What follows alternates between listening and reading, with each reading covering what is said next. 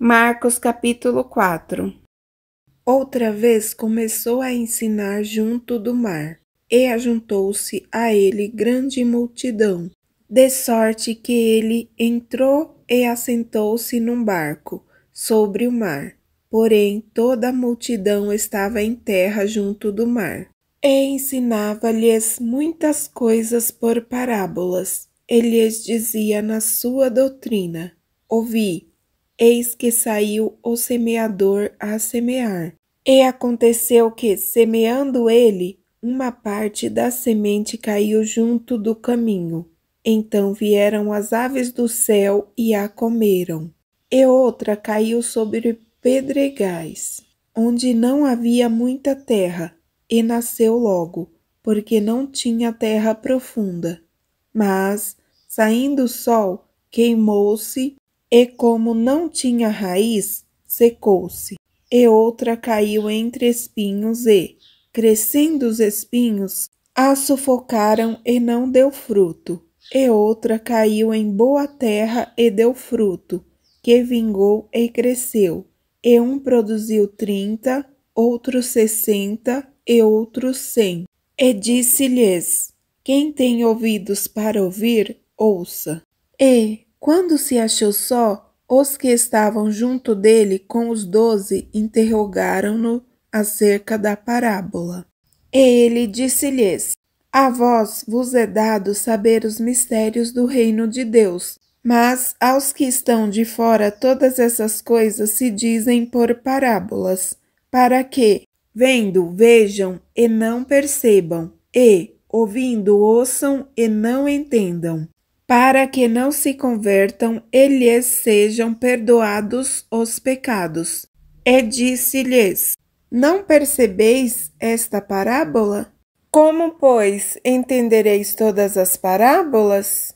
O que semeia, semeia a palavra, e os que estão junto do caminho são aqueles em quem a palavra é semeada. Mas, tendo-a eles ouvido, vem logo Satanás e tira a palavra que foi semeada nos seus corações. E da mesma forma, os que recebem a semente sobre pedregais, os quais, ouvindo a palavra, logo com prazer a recebem, mas não têm raiz em si mesmos, antes são temporãos. Depois, sobrevindo a tribulação ou perseguição por causa da palavra, logo se escandalizam. E outros são os que recebem a semente entre espinhos, os quais ouvem a palavra, mas os cuidados deste mundo, os enganos das riquezas e as ambições de outras coisas, entrando, sufocam a palavra e fica infrutífera. E os que recebem a semente em boa terra são os que ouvem a palavra e a recebem, e dão fruto, um a 30, outro a 60, outro a 100 por um. E disse-lhes: vem porventura a candeia para se meter debaixo do alqueire? Ou debaixo da cama? Não vem antes para se colocar no velador?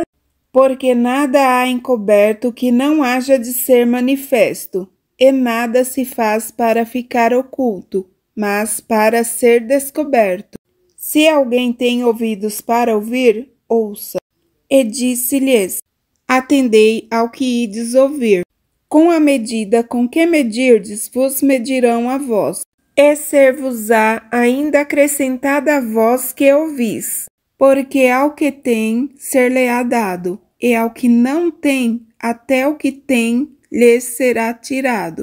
E dizia: o reino de Deus é assim como se um homem lançasse semente à terra, então dormisse, e se levantasse de noite ou de dia, e a semente brotasse e crescesse, não sabendo ele como, porque a terra por si mesma frutifica, primeiro a erva, depois a espiga, por último o grão cheio na espiga.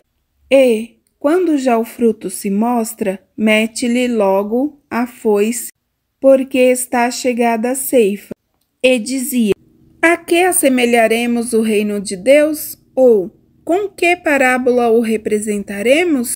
é como um grão de mostarda, que, quando se semeia na terra, é a menor de todas as sementes que há na terra. Mas, tendo sido semeado, cresce e faz-se a maior de todas as hortaliças, que cria grandes ramos de tal maneira que as aves do céu podem aninhar-se debaixo da sua sombra.